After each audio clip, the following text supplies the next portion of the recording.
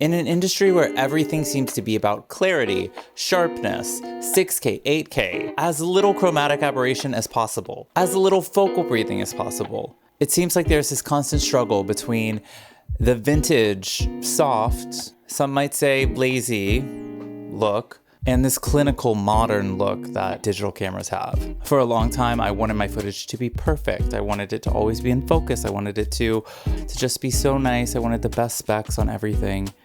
But what is interesting is not this clinical aspect of shooting. It's how can I capture what's in front of me in an interesting way?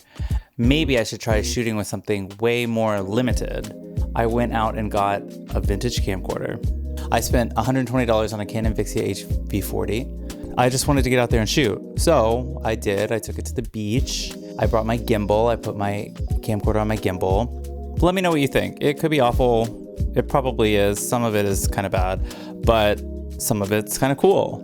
And I think some of it is definitely usable. I will say that. Some of it is definitely usable in a very low budget project that no one will see. So enjoy.